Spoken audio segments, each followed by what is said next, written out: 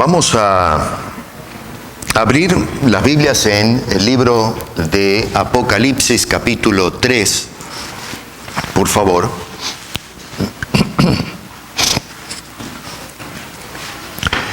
Y váyanse a los versículos 1 al 6 de ese capítulo 3. Apocalipsis, capítulo 3.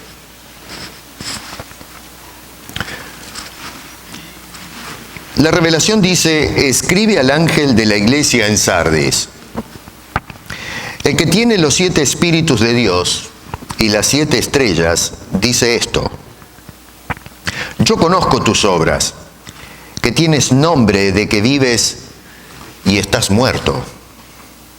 Sé vigilante y afirma las otras cosas que están por morir, porque no he hallado tus obras perfectas delante de Dios. Acuérdate, pues, de lo que has recibido y oído, y guárdalo y arrepiéntete. Pues si no velas, vendré sobre ti como ladrón, y no sabrás a qué hora vendré sobre ti. Pero tienes unas pocas personas en Sardis que no han manchado sus vestiduras, y andarán conmigo en vestiduras blancas, porque son dignos. El que venciere será vestido de vestiduras blancas, y no borraré su nombre del libro de la vida. Y confesaré su nombre delante de mi Padre y delante de sus ángeles.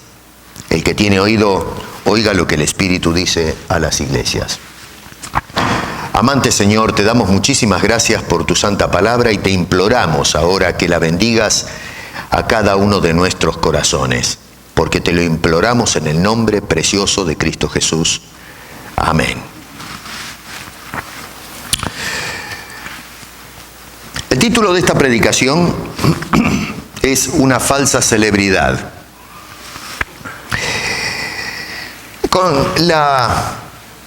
A ver cómo lo voy a poner esto, la explosión atómica de el uso de las redes sociales. Y digo explosión atómica porque es un estallido que se extendió por todo el mundo. Francamente es algo extraordinario lo que está sucediendo con las redes. Casi todo el mundo quiere ser algún tipo de celebridad. Por eso es que nos metemos en el Facebook. Al principio lo hacemos un poco tímidos, aquellos que no estamos muy duchos con toda esta nueva tecnología, que ya no es tan nueva, ¿no? Ya tiene una década o más de ser popular. Antes, me acuerdo cuando llegué al Canadá, existían unos sistemas que hoy llamamos precarios, ¿no? Creo que era el Macintosh y todas estas cosas raras que me acuerdo que usaba una computadora que para hacer un print había que esperar media hora hasta que pase la información de la máquina hasta en fin, y eso era tecnología de punta en el 80, ¿no? Pero hoy, bueno, tenemos todos estos sistemas y no solamente las computadoras, pero estos programas que son de uso popular. Facebook es uno de ellos. Nos metemos al principio con temor porque tenemos que agarrarle la vuelta al asunto, pero entonces después de un tiempo ya levantamos vuelo y ahí metemos de todo. Ahora estamos un poquito más avisados y entonces metemos el YouTube, filmamos nuestras vidas y bueno, ahora se puso de moda este fenómeno de el selfie, ¿no? La gente anda con los teléfonos y están ahí sacándose la foto. Ahora se venden palitos, ¿no? Esas varillas donde usted mete el teléfono en la punta y de a medio metro, 2 metros, usted puede sacarse una foto. Y francamente, a veces ya nos volvimos locos con el selfie, ¿no? La gente saca fotos en la cocina, en el dormitorio, en el techo, en la playa, acá, allá, en el baño.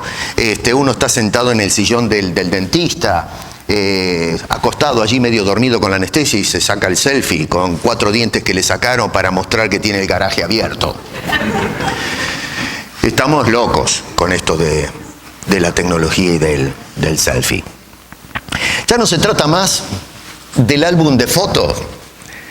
¿Se acuerdan algunos? No se hagan los vivos porque acá hay algunos que ya pasaron la barrera del sonido, ¿no? Y que colectábamos o coleccionábamos las fotografías que eran en blanco y negro o a color, según la antigüedad. Yo no les voy a pedir que levanten la mano cuántos tienen fotos en blanco y negro, porque a lo mejor se levantan 2, aunque yo sé que son más de 2 docenas. Y bueno, las poníamos en un libro y las mostrábamos o compartíamos esas fotos con gente allegada. Era una revisión o visita de los recuerdos de nuestros antepasados, los nuestros, cuando los chicos crecían. Y bueno, y a veces invitábamos amigos y les mostrábamos el álbum de fotos. Vuelvo a repetir, entre los más íntimos. Ahora no. Ahora somos todos populares. Ahora ya no hay más intimidad. Ahora queremos mostrarle nuestras vidas a todo el mundo. Así que nos sacamos esas fotos y está abierta para la posteridad. Nos metemos en el Facebook y vuelvo a repetir, allí conocen todos los detalles. Es decir que ahora se nos ha dado la oportunidad de estar en el centro de la atención. Y queremos estar en el centro de la atención. Queremos mostrarle a todo el mundo qué es lo que estamos haciendo a diario. Es decir que en un sentido me llama la atención que estamos buscando la aprobación de la otra gente, a veces de la sociedad, pero yo me pregunto, ¿qué he de buscar la aprobación de Cristo?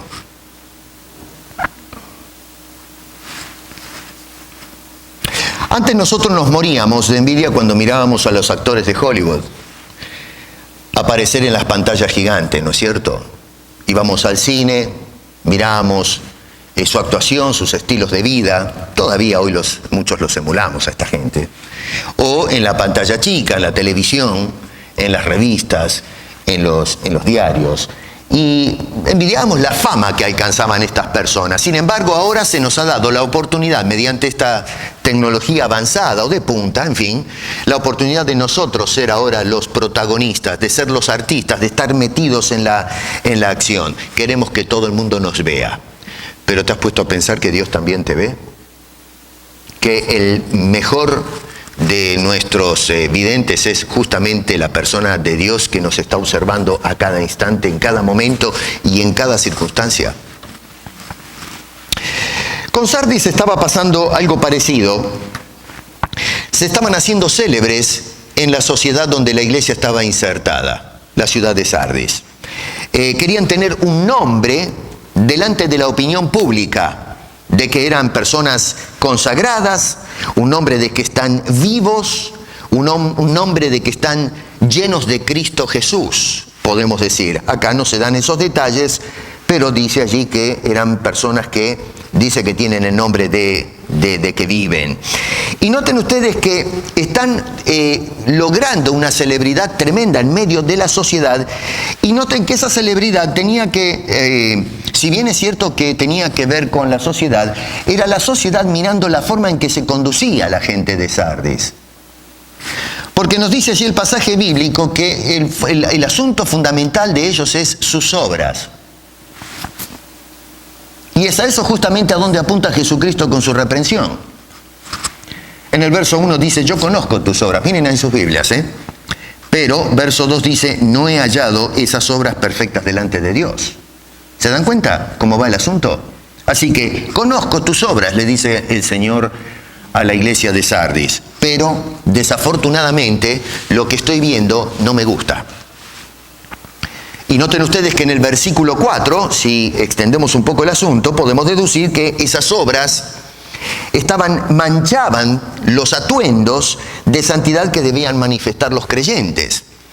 Vale decir que la conducta, el testimonio de estos creyentes de Sardis, había algunos que andaban bien, pero noten que es un número reducido, solo que nos dice el verso 4 cuando va de arranque, ¿no es cierto? Pero tengo algunas personas en Sardis que no han manchado sus vestiduras. Quiere decir que el resto de esa gente estaban viviendo una vida cuyas obras no le estaban gustando al Señor Jesucristo. Es decir, que terminaban con un estilo de vida que realmente era reprobado. Manchaban su testimonio.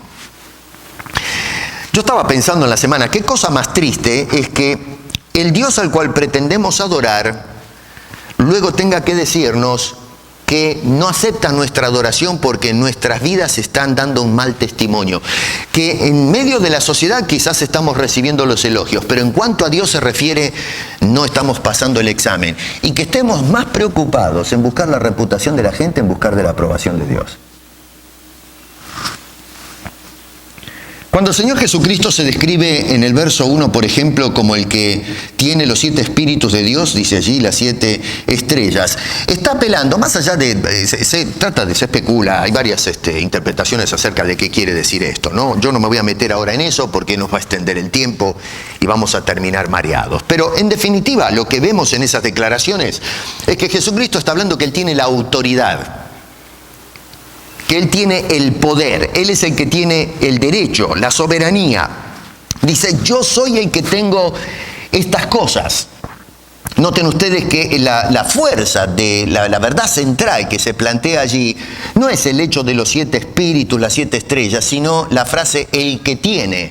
A veces perdemos de vista en nuestra interpretación a Jesús por completo y empezamos a rompernos la cabeza en cosas que son, no digo secundarias, pero que están subordinadas a la idea central. Y la idea central no es los 7 espíritus y las 7 estrellas, sino el que tiene estas cosas. Ahí es donde apunta el asunto, porque no es ni los 7 espíritus ni las 7 estrellas lo que le está hablando a la iglesia de Sardis, sino que es el que tiene estas cosas. Y el que tiene estas cosas está diciendo, es decir, cuando dice el que tiene, dice yo poseo estas cosas en mi mano, y es el que tiene estas cosas que estás diciendo, no me gusta lo que veo. Sardis, no están andando bien. El testimonio de ustedes no me agrada, no lo aplaudo, no hay elogios para esta gente. Así que yo, que tengo esta autoridad, digo esto. Atención con eso, Yo que tengo la autoridad, que tengo los 7 espíritus, que tengo las 7 estrellas, digo, el proceder de Sardis no va con Cristo. Esta iglesia se conducía de una forma tal que estaba cerrando ella misma la persiana a la aprobación del cielo como iglesia. Es decir, un testimonio comprometido, aunque, cuidado, caían bien con la sociedad, porque la sociedad aplaudía y elogiaba aparentemente la actitud de esta gente. Pero la aprobación de la sociedad no va con Cristo. Ellos reciben toda la reprobación. O sea que los de Sardis dicen una cosa, estamos vivos, pero Cristo dice otra cosa diferente. Y yo me pregunto una cosa acá, ¿quién tiene razón? ¿Tienen razón los de Sardis o tiene razón Jesucristo en la evaluación que hace de esta congregación? Esto es importante porque, por un lado, la iglesia tiene o se hace una opinión o tiene la opinión pública de cómo funciona como iglesia, pero resulta que tenemos también, por otro lado, la opinión de Cristo. Y yo pensaba mientras meditaba en esta gente, es ¿quién le metió en la cabeza a la gente de Sardis que ellos estaban funcionando bien como iglesia? ¿Quién nos mete a nosotros en la cabeza en la iglesia contemporánea que estamos funcionando bien y que Dios está contento con la iglesia? Porque la iglesia de hoy está convencida que con Dios está todo bien.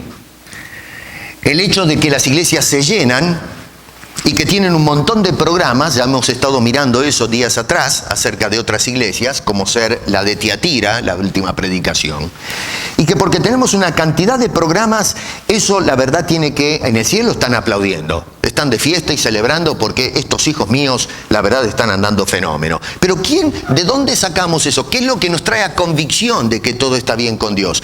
Porque, ojo, cuidado, Sardis, vuelvo a repetir, ellos tenían nombre de que estaban vivos. Pero lo terrible de todo el caso es que Jesucristo dice, y ustedes, francamente, están muertos. Así que no hay nada de elogio en las palabras del Señor Jesucristo. Es la única iglesia a la cual, digamos, se le da con un fierro, ¿no es cierto? Ni siquiera la iglesia de la Odisea se habla en términos tan duros como el Señor habla de esta congregación en particular. No se menciona ningún tipo de persecución. Las otras iglesias, más o menos, no andaban bien. La única que más o menos zafó, que se le dan un buen relato, es la de Esmirna.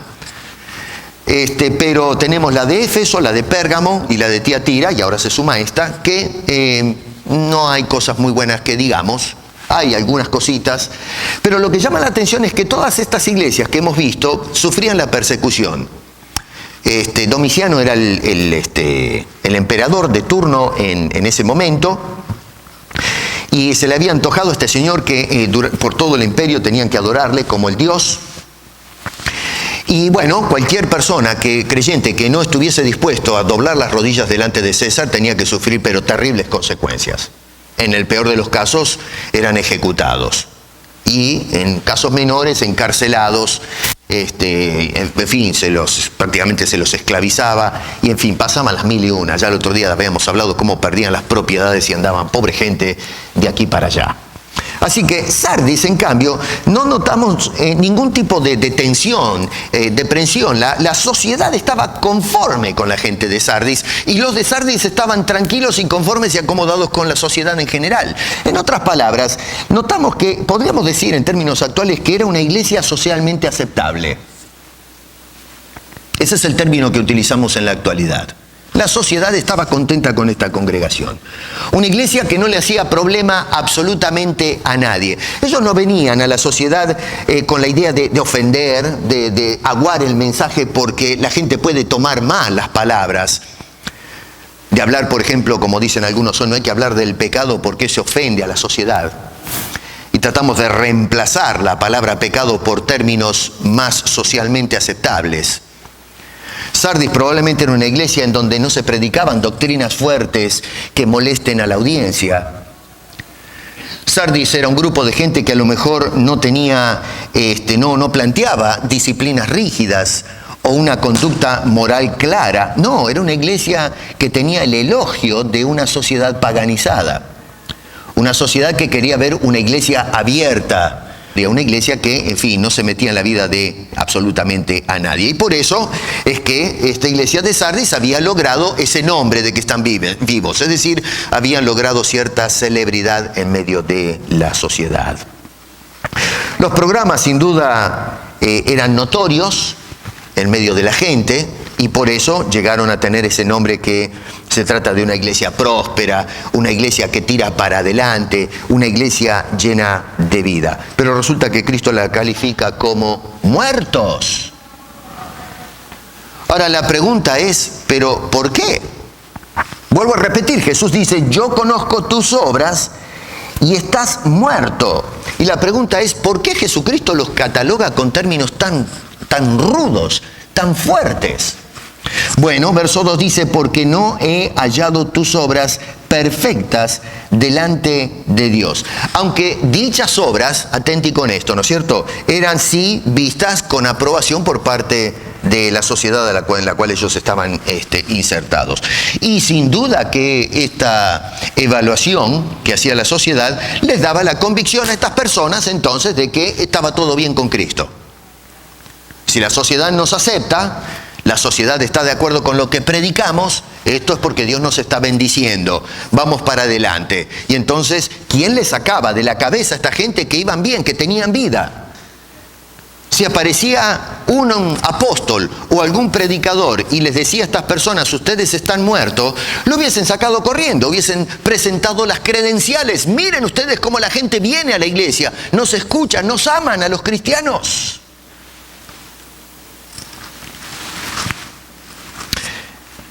Yo pienso que, hermanos queridos, esto nos tiene que parar en seco a todos los cristianos, y en especial a nuestra época, porque en definitiva estas cosas pasaron, pero han sido preservadas para nosotros. Ya la generación pasada tuvo su tiempo y ya está. Pero ahora nosotros vivimos este presente y eventualmente vamos a pasar nosotros también, a menos que el Señor Jesucristo vuelva a este mundo antes. Pero este es nuestro tiempo y tenemos entonces que ver qué nos dice el Señor a través de las Escrituras. Así que acá pienso yo que este incidente nos para en seco a nosotros para que nos pongamos a pensar muy bien la aprobación de quién estamos buscando nosotros. ¿Estamos buscando la aprobación de la sociedad? ¿Estamos buscando la aprobación de los hombres? ¿O estamos buscando la aprobación de nuestro Padre Celestial? ¿De quién queremos nosotros escuchar las palabras buen siervo fiel? En lo poco has sido fiel, en lo mucho te pondré. ¿De la sociedad? ¿Queremos escuchar el aplauso de los hombres? ¿O queremos que esas palabras vengan de aquel que las inspiró, que es la persona del Señor Jesucristo? Muchas de las cosas que suceden en la iglesia de hoy es el resultado de buscar la aprobación de los hombres en lugar de buscar la aprobación de Dios. Se busca ser popular con la gente. Y esto lo he dicho muchísimas veces y lo voy a decir hasta que se me acabe el aliento, ¿no es cierto? Es el tema de la música, los rituales dentro de la iglesia, la forma en que nos vestimos, la forma en que nos conducimos. Queremos ser socialmente aceptables. Somos la iglesia del Facebook. Queremos que todos nos vean y todos se levanten a darnos un aplauso. Y no nos detenemos a pensar si esa exposición que estamos haciendo tiene o recibe la aprobación de aquel a quien pretendemos servir y adorar, que es nuestro bendito Salvador. Vuelvo a repetir, Sardis no tenía Facebook, pero eran populares, toda una celebridad en la ciudad.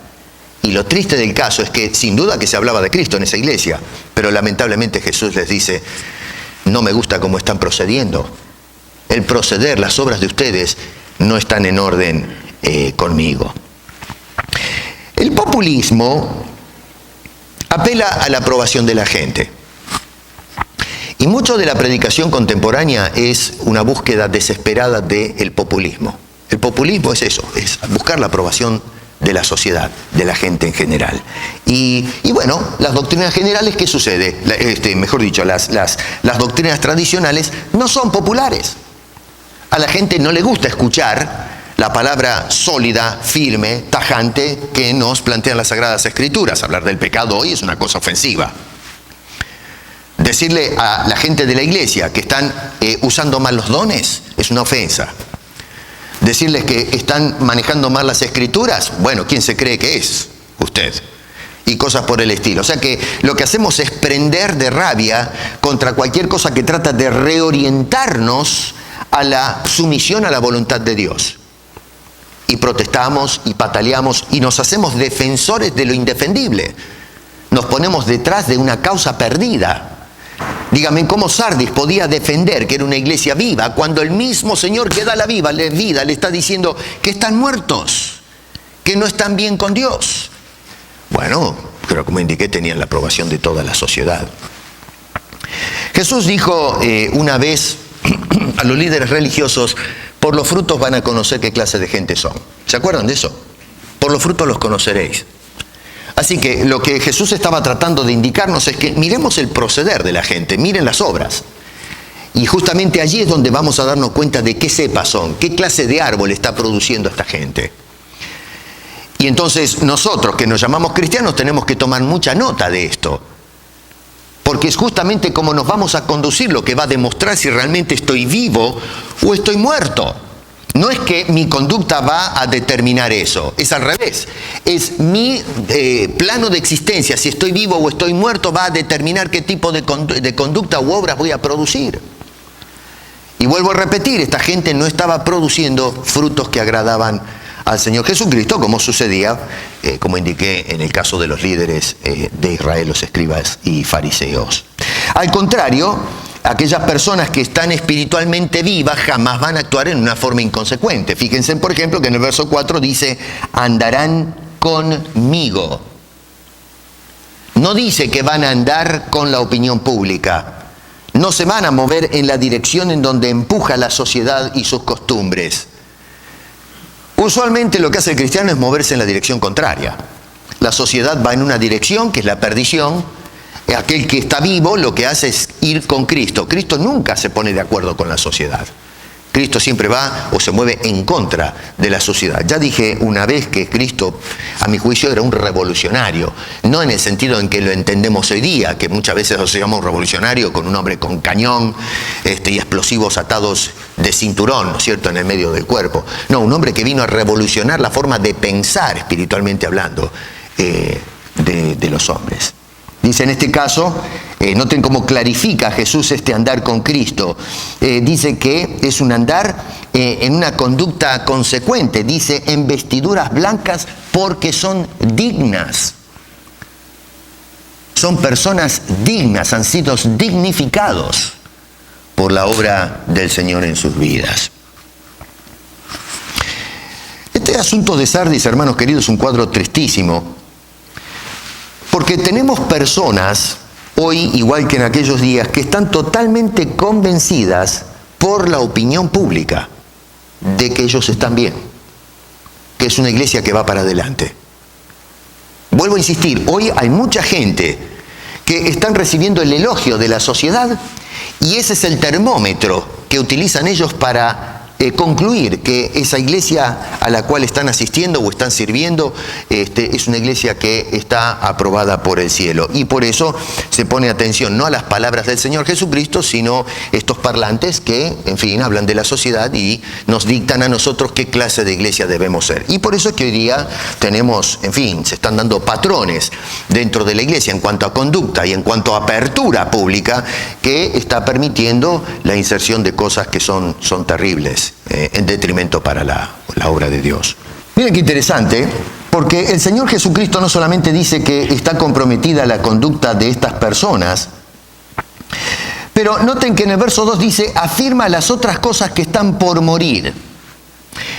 En otras palabras, acá hay una especie de eutanasia que se está dando dentro de esta iglesia. Ya están muertos espiritualmente, pero las obras que ellos piensan que son las que le dan el crédito de ser una iglesia de Cristo están empezando a menguar.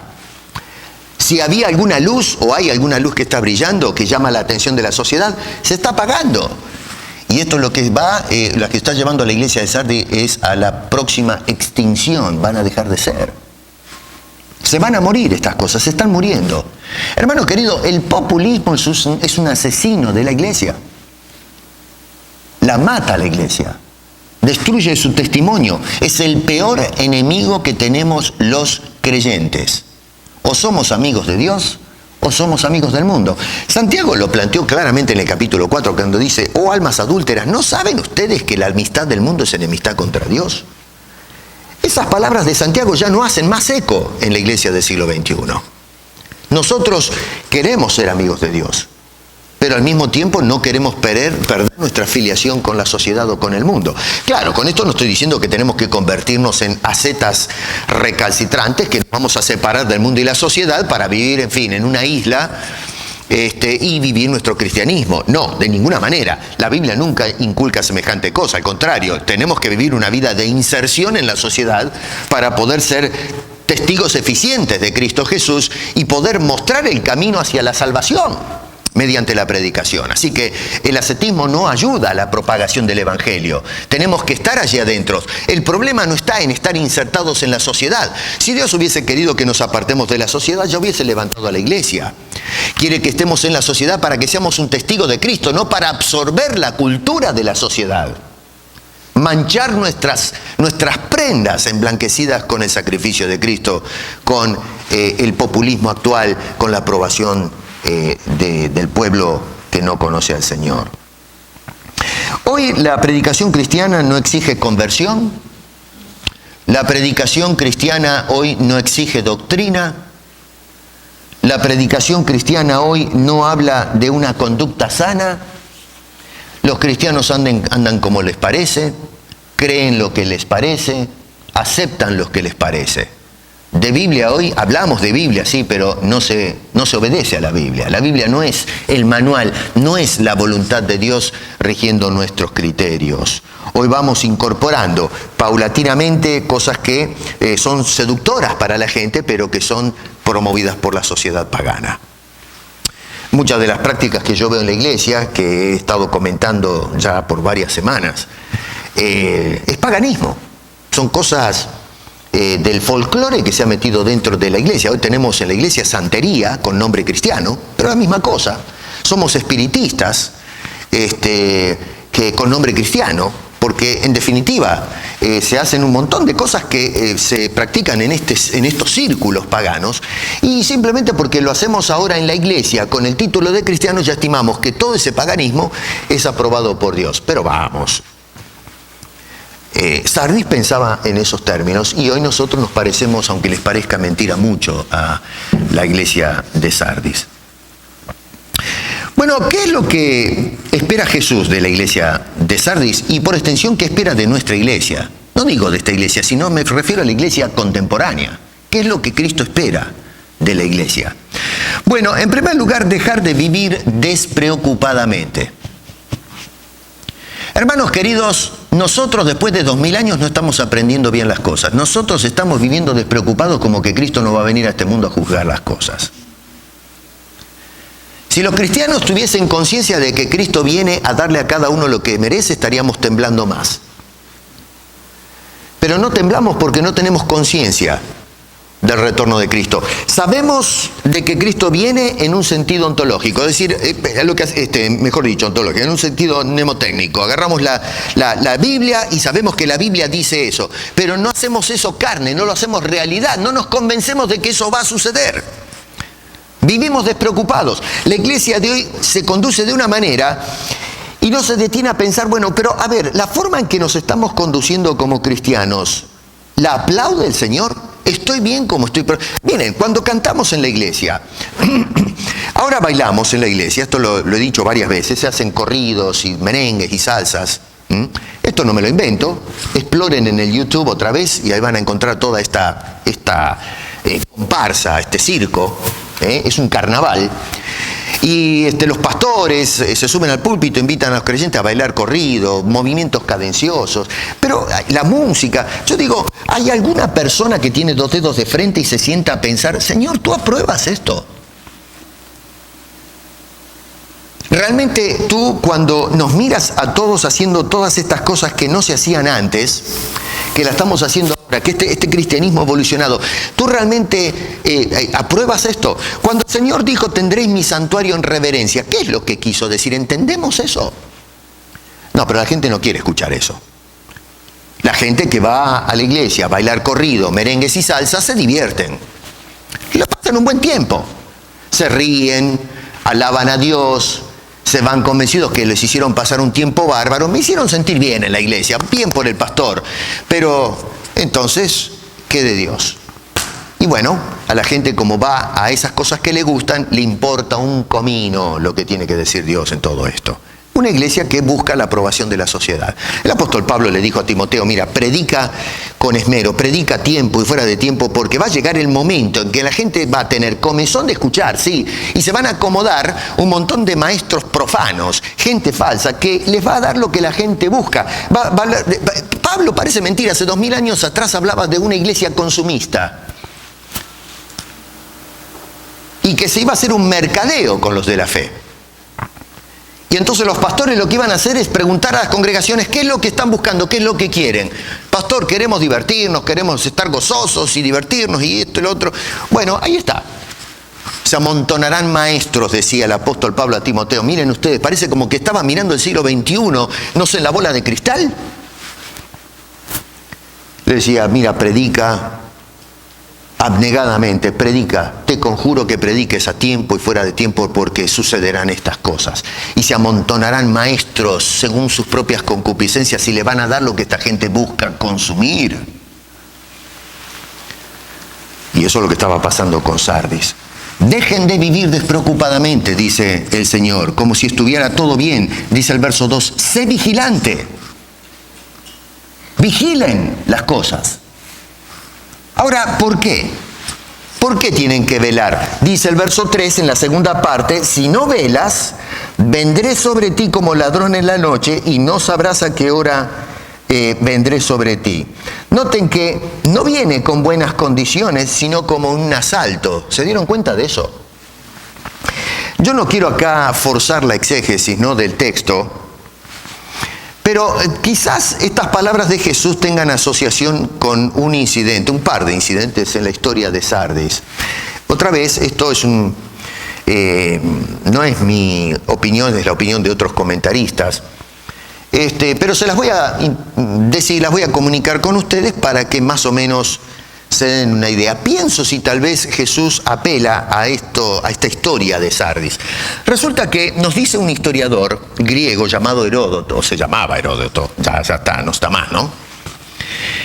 Que vivió alrededor del siglo V, antes del nacimiento de Cristo. Y él cuenta que la ciudad de Sardis fue sitiada por el rey Ciro, que aparece en la Biblia, el rey de Persia en su momento. Ciro quiso sitiar la ciudad y estaba construida prácticamente en un fuerte natural. Era una especie de montaña, construyeron la ciudad en la punta y todo alrededor era un precipicio, ¿no? Así que era prácticamente una ciudad inexpugnable. ¿Cómo se podía hacer para escalar y sitiar los muros? El rey Ciro, nos cuenta Heródoto, que lo que hizo es invitar a algunos de los soldados a descubrir cómo sitiar la ciudad por precio. Le daba una recompensa a la persona que descubriera cómo poder vencer los muros. Y entonces uno de los soldados dice que se pasaba la noche observando la situación, vivo el Señor. Un día tomó nota de que un soldado en el muro perdió el casco, se le fue abajo. Y entonces notó cómo el soldado salió a buscar el casco descendiendo por un camino secreto. Y este hombre lo que hizo es tomar nota, dibujar un planito por dónde estaba ese camino secreto. Se lo presentó a Ciro y entonces de noche lanzaron un asalto fulminante contra la ciudad por ese camino. Cuando llegaron al muro no encontraron guardias, nos dice Heródoto, porque estaban totalmente confiados que no había posibilidad de asalto. Por lo tanto, los señores estos estaban despreocupados, no había atalayas, y lo que hicieron es tomar la ciudad de Sardis por sorpresa por la noche, por asalto. Eso no es todo, pero resulta que unos 200 años después se volvió a repetir la historia. Se dice que Antíoco III, o Antíoco el Grande, hizo exactamente lo mismo. Dice que entró por ese camino secreto, probablemente leyendo a Heródoto. Esto sucedió si no me falla la memoria, en el 214, ya antes del nacimiento de Cristo Jesús. Dice que entonces subió por ese camino y encontró que la guardia no estaba velando, que el muro estaba desprotegido, virgen. Y por allí entraron y saquearon la ciudad de noche, la ciudad de Sardis. 2 veces. Así que estamos en el primer siglo. Después de 200 años de este incidente, es posible que haya estado fresco en la memoria de la sociedad de Sardis estos 2 papelones históricos por la falta de precaución de no haber estado velando frente a la posibilidad de un ataque enemigo, y es por eso que la sociedad cayó en 2 ocasiones. No una, sino 2 exactamente en la misma circunstancia. Por eso digo que tal vez Jesús, esta es una historia que en la sociedad era conocida, que haya apelado justamente a ese incidente que estaba fresco en la mente, en la psiquis del pueblo, diciendo: velen, porque voy a venir a esta ciudad como ladrón en la noche y voy a saquear la ciudad. Voy a terminar con esto que está sucediendo en esta iglesia. Más adelante el apóstol Pedro, me llama la atención porque Pedro habla también de la venida de Jesucristo como ladrón en la noche, pero es interesante porque Pedro habla de las personas que no son creyentes. En el caso de Cristo habla a los creyentes de Sardis. Creyentes, bueno, a ver, están muertos espiritualmente, ahí podemos cuestionar si realmente eran creyentes. El apóstol Pedro dice en el versículo 3 del capítulo 3, verso 3 de segunda de Pedro, dice: sabiendo primero esto, que en los postreros días vendrán burladores andando según sus propias concupiscencias, diciendo: ¿dónde está la promesa del advenimiento de Cristo? Burladores. Y entonces Pedro va a elaborar acá, después hagan toda la investigación. En el verso 10 dice: pero el día del Señor vendrá como ladrón en la noche, en el cual los cielos pasarán con gran estruendo, etcétera, etcétera.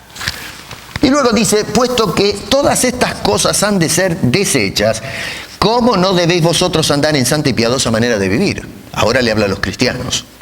Esperando y apresurándoos para la venida del día de Dios, en el cual los cielos encendiéndose serán deshechos y los elementos, otra vez, retoma a la declaración del versículo 10 y dice: pero nosotros, esperando según su promesa, cielos nuevos y tierra nueva, en los cuales mora la justicia. Por lo cual, y a esto es a donde nos quiere llevar Pedro: amados, estando en espera de estas cosas, procurad con diligencia ser hallados por él sin mancha e irreprensibles en paz. ¿Cómo hallaba Jesús a Sardis?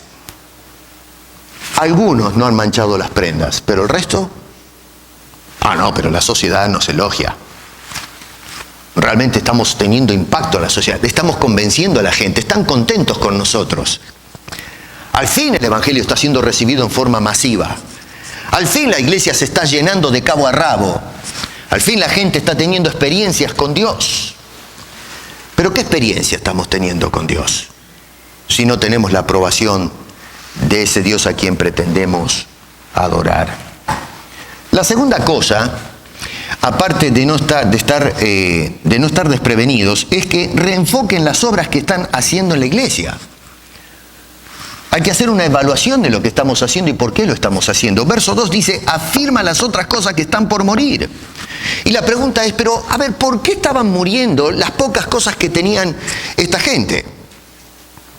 Bueno, dice, porque no he hallado tus obras perfectas delante de Dios. Hermano querido, cuando nosotros pretendemos hacer cosas para Dios y en el nombre de Dios, y las hacemos en una forma incorrecta, no valen un comino. No interesa si yo me despojo de todos mis bienes y me rajo de punta a punta para dar mi vida y mi sangre a otra persona. Pero si los intereses que me motivan a hacer esos sacrificios no son los correctos, mi querido, no llega ese propósito a la presencia de Dios, no recibe su aprobación. Por eso es menester que nos sentemos y busquemos cuál es la voluntad de Dios y cuáles son las obras que Dios aprueba, no las que aprobamos nosotros o la sociedad. Este asunto es bastante serio, bastante delicado. Tenían obras en la iglesia de Sardis, pero se estaban muriendo, se estaba terminando. ¿Por qué? Porque Dios no estaba poniendo el visto bueno, el sello de aprobación a esas cosas. Nosotros muchas veces buscamos la celebridad, buscamos el aplauso de la gente, incluso en el uso de los dones y la forma en que servimos hoy día, buscamos el aplauso de la gente. Hay gente que dice, yo hablo en lenguas, yo soy apóstol, yo hago milagros y yo esto y lo otro, y lo hacemos solamente para fanfarronear, para decir, mire, ¿sabe qué? Yo estoy más cerca de Dios que usted. Mire, yo tengo esta experiencia porque soy más espiritual que usted. Pura fanfarronería. Cuando se dan las ofrendas, hoy la gente agarra y, ya he dicho, el asalto, el raticidio que hay en la iglesia, con el tema de los diezmos y de las ofrendas, cómo roban descaradamente a la gente. Traiga su plata que Dios lo va a llenar, le va a llenar la cuenta bancaria. Y los muy tontos van con sus cheques y ponen todo el dinero. Pero el asunto es, ¿realmente estoy haciendo eso para adorar a Dios y para agradarle? No, eso a mí no me lo cuenta nadie. Van para tener la aprobación de los otros. Cuando agarran y pasan adelante y mostrando sus cheques de miles de dólares es para mostrarle a los demás, miren cuán piadoso que soy, yo estoy dando la ofrenda que están pidiendo ahí adelante. Para que el pastor me aplaude y diga, qué hombre piadoso, qué mujer piadosa. Miren, este hermano, la hermana Clara, miren, trajo una ofrenda de $10,000, un aplauso para la hermana. Vamos, querido, pero me van a engrupir a mí que eso es para adorar a Dios, eso es para tener la aceptación de la gente. Sardis está viva. Y el problema de Sardis no es un asunto institucional, es un problema personal. Sardis es una iglesia que está descalificada porque los creyentes que van a Sardis no son creyentes genuinos, son personas que están muertas, no nacieron de nuevo en Cristo Jesús. Y cualquier obra que pueda hacer una persona que no ha nacido de nuevo no puede ser aprobado por Dios. Siempre va a ser una ofrenda, una obra defectuosa. Porque entonces no está hecha en las condiciones como el Señor las prescribe. ¿Cómo arreglamos este asunto? El Señor dice, recuerda lo que se te ha predicado. ¿Y qué se les predicó a ellos? El fundamento del Evangelio. Esto era una iglesia porque alguien les predicó de Cristo, hace 40 años atrás. Verso 3 dice, acuérdate pues de lo que has recibido y oído. ¿Y qué fue lo que ellos recibieron? El Evangelio. ¿Qué creen ustedes que predicaban los apóstoles? Si se van al libro de Hechos, cada vez que Pablo, por ejemplo, visitó todas estas regiones, probablemente Pablo plantó la iglesia de Sardis o alguno de sus discípulos. Pero estos viajes que sí este hombre era predicando el Evangelio, él no iba predicando todas las pavadas que practicaban en Sardis o lo que sucede en la iglesia de hoy. Así que lo que el Señor Jesucristo les está diciendo es vuelvan a las bases. Ahora, ¿qué recibieron y oyeron? Entonces, lo que recibieron y oyeron dice, guárdalo y cambia de postura. Dice, arrepiéntete, cambia de actitud, dice el Señor. ¿Saben una cosa? Hay algo que me duele en el alma y es la actitud obstinada del cristianismo contemporáneo. El cristianismo de hoy no quiere cambiar de actitud. Frente a las verdades y las reprensiones de la palabra de Dios, nosotros decimos, a mí no me mueve nadie, yo estoy cómodo, yo estoy bien, esto me gusta y de acá no me saca nadie. Y es más, si aparece Cristo parado arriba del CN Tower, la iglesia de hoy no se mueve, es obstinada, es testaruda, los cristianos no queremos caer en línea. Es una tragedia que nos va a costar muchísimo. Solamente cuando nosotros hemos sido transformados por el poder del Evangelio es que entonces estamos en condiciones de obrar en una forma aprobada. El apóstol Pablo, escribiendo a la gente en Éfeso, dice, Él os dio, en capítulo 2 dice, Él os dio vida a vosotros cuando estabais muertos en delitos y pecados en los cuales anduvisteis en otro tiempo, siguiendo la corriente de la sociedad, dice este hombre, siguiendo la corriente de este mundo. Verso 4, eventualmente Dios hizo algo. Dice, pero Dios, que es rico en misericordia, por su gran amor, no porque nosotros somos unos chicos bárbaros, sino por su gran amor con que nos amó, dice, estando nosotros muertos en delitos y pecados, nos dio vida. Dice el verso 8, porque por gracia sois salvos por medio de la fe, y esto no de vosotros, pues es un don de Dios. Y verso 10 me gusta, porque siempre lo dejamos afuera este versículo, ¿no? Pero dice, porque somos hechura suya, creados en Cristo Jesús, y dice, para buenas obras. Obras las cuales Dios preparó de antemano para que anduviésemos en ellas, en las obras de Dios, no las nuestras. O sea que somos salvos por gracia, pero salvos para buenas obras. Sardis no estaba poniendo atención a la salvación por gracia, pero estaba pretendiendo hacer buenas obras. Y buenas obras sin salvación por gracia son malas obras. No son aprobadas por Dios. Tú puedes ser un buen filantropista, darle la mano al necesitado, qué sé yo, hacer un montón de cosas, salir a evangelizar, predicar, ayudar a toda la gente, pero si mis queridos no han recibido el Evangelio, estamos sonados. Por eso el Señor Jesucristo le decía a esta gente, miren, cuidado, guarden lo que se les habló, es decir, tomen nota, métanselo adentro y arrepiéntanse, cambien de dirección, no pueden seguir en esa premisa, en la dirección en que ustedes se están moviendo en la actualidad. Si no prestan atención a estas cosas, bueno, el retorno de Cristo no será una bendición entonces, sino una tragedia brutal. Va a venir de forma repentina, cuando nadie se lo espere, y entonces ahí se va a terminar el baile. Se van a terminar los corridos y todo el espectáculo y la fanfarria que vemos en el cristianismo contemporáneo, y allí es donde vamos a poner las barbas en remojo. Según el versículo 4, solamente las personas dignas andarán con Cristo.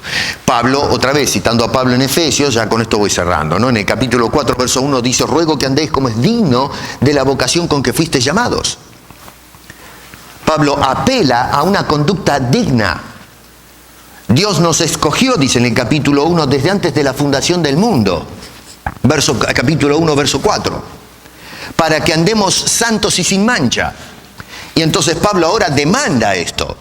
Que nosotros cristianos, que hemos sido rescatados, redimidos, adoptados como hijos suyos, sellados con el Espíritu Santo, que ahora seamos consecuentes, que esa realidad se manifieste en nuestro conducir, en obras que han sido preparadas por Dios, en las cuales nosotros ahora debemos conducirnos. No, pero a mí me gustan las obras que prepara la sociedad. La sociedad es la que va a determinar cuáles son las necesidades sociales, y si nos ajustamos a esas demandas de la sociedad, entonces vamos a ser una iglesia elogiada, una iglesia que demuestra estar viva. Pero por favor, solamente esas personas que han sido salvadas por el Evangelio. Y cuando digo evangelio no es el evangelio de la letra, sino lo que nos dice el evangelio. En definitiva, salvados por Cristo Jesús, esas son personas dignas. Esas son personas que llevan prendas emblanquecidas. Y lo que Cristo quiere es que no manchemos nuestras prendas, nuestros testimonios con la aprobación de la sociedad, sino con la aprobación de nuestro bendito Señor y Salvador. Hermanos, no busques ser célebre en el mundo o en la sociedad. No nos define el Facebook o las redes sociales. Cristo nos define. Sardis se equivocó y es por eso que no recibe una sola palabra de elogio. Las otras iglesias dicen, yo conozco tus obras, y Jesús decía, están andando bien en esas cosas, pero tienen algunas cositas, hay que arreglarlas, pero tienen algunas cosas. Pero en Sardis no encontró una obra que valga la pena. Dice, las obras que tienes no me agradan y encima se están muriendo. Están yendo en picada, se están yendo para abajo. Hermano, cuidado con esto. La iglesia de hoy no debe buscar la celebridad social, la aceptación social. La iglesia tiene ya una historia de persecución porque no le gusta a la sociedad lo que la iglesia tiene para ofrecer y predicar. Entonces no manchemos nuestro testimonio, sino que nos mantengamos dignos, mostrándole al mundo que este mundo está bajo condena y que la única manera de zafar de esa situación es mediante el Evangelio de Cristo Jesús. Para eso envió Dios a Cristo a morir en la cruz del Calvario hace 2000 años, para ofrecerte a ti y a mí una salvación gratuita por pura gracia, para hacernos dignos de poder ser sus hijos y de esa manera dar testimonio al mundo de que un Dios bueno y santo quiere salvar a la humanidad. Quiera Dios que este ejemplo de Sardis no lo volvamos a repetir y que tengamos que ser sorprendidos en la venida de Cristo y ser descalificados. Que el Señor nos ayude. Padre Celestial, te imploramos que a la iglesia, así como tuviste que hablar con la iglesia de Sardis, le hables a la iglesia contemporánea.